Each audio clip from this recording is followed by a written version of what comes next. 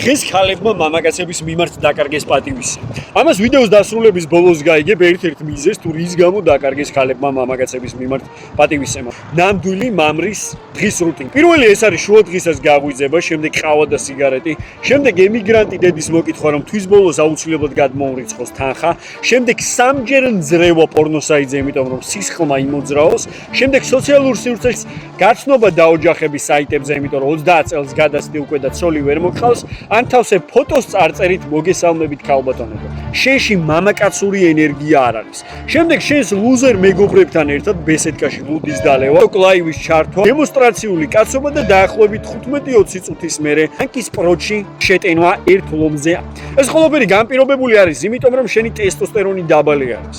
შენ არ გაქვს ამბიცია, შენ არ გაქვს мотиваცია, შენ არ ხარ ფინანსურად დამოუკიდებელი და ხარ ისეთივე პაიკი, როგორიც ეხლა ხარ. Stay cold.